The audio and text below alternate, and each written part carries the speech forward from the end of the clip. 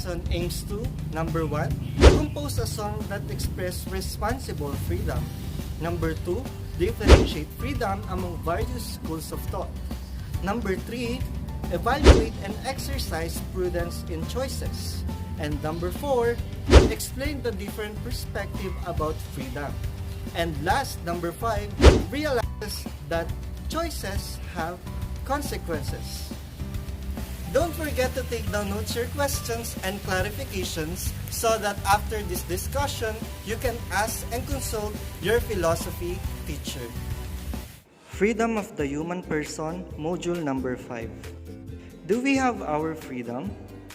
Freedom is not a new word for us. In fact, every day, we can hear the word freedom from different persons, different places. For today's presentation, I am going to discuss what freedom really is from the perspective of different people. I prepared a PowerPoint presentation for you to understand the word freedom. Today, you will learn the perspective of different people on how they define the word freedom. We have Aristotle for his power of volition, St. Thomas Aquinas for his love is freedom, John Paul Sartre for his individual freedom, last, Thomas Hobbes and Jean-Jacques Rousseau. This lesson highlights freedom from the intellectual, political, spiritual, and economic aspects. So let's define the word freedom. Freedom in a political and social context means the freedom of an individual from oppression, compulsion, or coercion from other persons, an authority figure, or from society itself. Now let's make it deeper.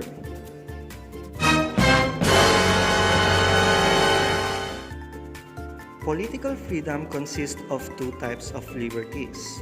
We have positive liberty, which refers to a person taking control of his or her own life and fulfilling one's potential. For example, number 1, the right of individual to have an education. Number 2, freedom of speech. Another example, you wanted to become a successful teacher, doctor, or scientist. As a person, you have to strive hard to achieve that dream or fulfill what you really want in life. Flashback. Halimbawa, inutusan ka ng mama mo o kaya ng papa mo na bumili ng ulam o kaya ng gulay. Kung i-connecta natin ito sa positive liberty, hindi mo susundin yung utos ng magulang mo. Bakit? Kasi nga, ikaw ang may control ng sarili mong buhay at ginagamit mo ang sarili mong freedom. End of flashback. Negative liberty, on the other hand, is freedom from external restraint, barriers, and other interferences from other people. Example number 1. I wanted to come but my anger with Harry Styles forbids me to go. Number 2. My mother wants me to become a teacher even though I want to become a nurse. Another example. Gagawa kayo ng assignment sa bahay ng klase mo. Under ng negative liberty, merong lakad lang, merong pipigil, o merong balakid sa mga kagustuhan mo or sa freedom na sinasabi. Ano yun? Yung magulang mo yung nagsilbing hadlang sa mga kagustuhan mo or naglimita sa iyong kalayaan. You how you are, you just have to say that you're fine when you're not really fine, but you just can't get into it because they would never understand. To compare the two types of liberties, positive liberty means achieving what you want without interference or hindrance from other people, while negative liberty, there is or are people who stop you to do what you want in life. Next, we have the word liberalism, meaning upholds the preservation of individual rights and stresses the role of the government in protecting these civil liberties. Liberalism is a political and moral philosophy based on liberty and equality. The best example of liberalism is when Jose Rizal and Andres Bonifacio opened the eyes of the Filipinos that the Spaniards or the authorities who are governing us should limit their abuses and power in ruling our country. The ultimate goal of liberalism is to ensure to limit the power of those who have powers and guarantee the rights of people in community. Next, we have libertarianism. Believes that the individual, not the government, is the best judge in upholding and exercising rights. Meaning, everybody should have absolute freedom to live their lives how they see fit, as long as you respect everybody else's right to do the same. This generally means that the most libertarians advocate for minimalist government. Example, wearing your face mask is a violation of freedom since we are free to do whatever we want. Then, you should not wear your face mask because for you, that is right and the government should not intervene. Socialism considers freedom as the freedom to acquire economic resources and the ability to work and act according to one's desire. When we say spare change in our country, it is called namamalimos. As you can see in the picture, a poor guy is asking for some money, and the man wearing sky blue shirt said, "Sure," and get the coins from the man behind him. The concept of socialism is classless society where no one is rich, no one is poor. Everyone is equal to have an access in what they need. It's like if I have 2 cars and my friend doesn't have a car, I must give my extra car to him to have an equality or to achieve equality. Now let's proceed to natural rights. Natural rights refer to rights which are innate in the person, such as the right to life. These rights are considered universal and inalienable. Example number 1, right to property, and then freedom of speech. Natural rights meaning the rights that we already have after our mother gave birth to us. Inalienable because we cannot transfer these rights, no one can take away these rights, and universal since every single person has their own rights. Next, we have legal rights.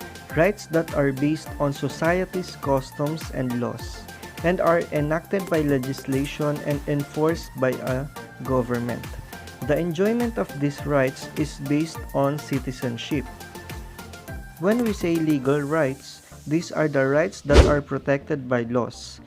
It must be followed by all to maintain peace. Right to live your life free of discrimination. The right to control what happens to your own body and to make decisions by yourself.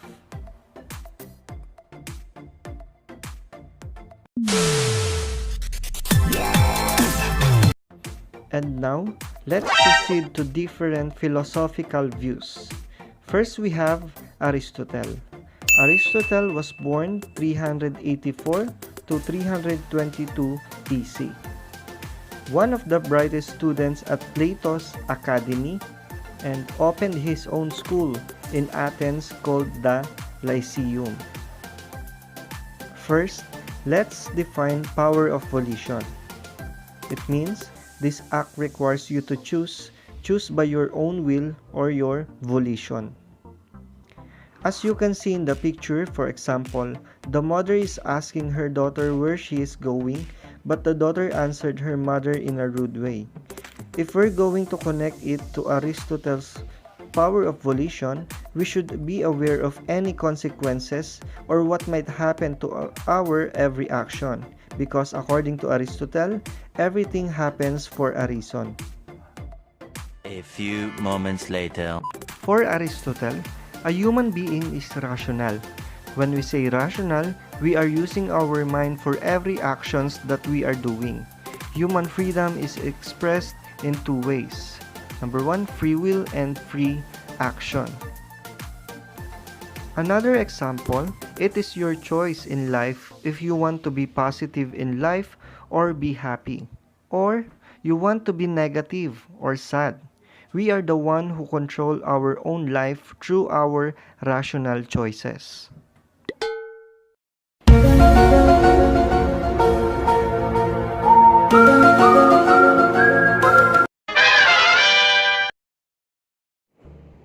Next, we have Saint Thomas Aquinas, for his love is freedom. Saint Thomas Aquinas was born in 1225, Aquino, Italy. Used Aristotle's a logical approach to truth and still keep faith with the Bible. And then he wrote the Summa Theologica. For Saint Thomas Aquinas, of all creatures of God, human beings have the unique power to change themselves and the things around them for the better. Whether we choose to be good or evil becomes our responsibility. Real freedom is choosing and doing what is right and avoiding wrong deeds. Since God is love, the love is the guiding principle of humanity toward his self-perception and happiness. Jean-Paul Sartre, born in Paris in 1905, one of the most influential philosophers of the 20th century. He is best known as one of the key figures in a philosophical movement known as existentialism. When we say existentialism, it means freedom, choices, individuality. The human person builds the road to the destiny of his or her choosing. He or she is the creator. Sartre emphasizes the importance of free individual choice, regardless of the power of other people to influence and coerce our desires, beliefs, and decisions. So class, if you have a dream in life, don't mind the action of other people. Don't let other people decide what you really want in life. Again, when we say existentialism, it means freedom from you to do what you want in life. Next in line, Thomas Hobbes, born in London, and he is the author of Leviathan. Before society, we were in the state of nature. An individual dictated what he or she could not do. Hobbes called this hypothetical time with no rules to govern our behavior the state of nature. And he described life there as solitary, poor, nasty, brutish, and short. Men are selfish and greedy. When we came into contact with other people, we entered a society. When we created a state and government, we entered a social contract. Therefore, man can be expected to enter himself into a social contract. What is social contract? It is a philosophical fiction, a metaphor, and a certain way of looking at a society of voluntary collection of agreeable individuals. Right acts are those that do not violate the free, rational agreements that we have made. Free, rational, self-interested people realize that there are more benefits to be found in cooperating than in not cooperating.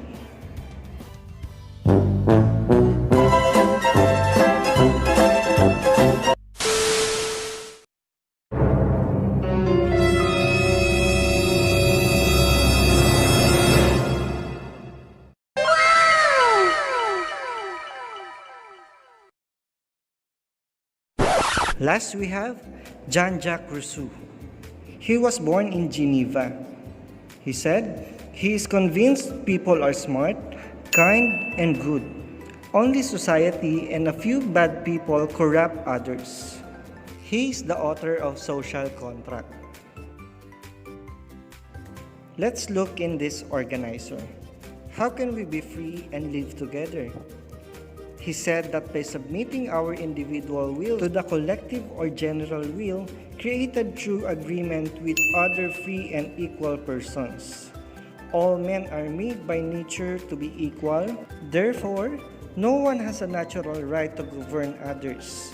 And therefore, the only justified authority is the authority that is generated out of agreements. Rousseau believes that a human being is born free and good.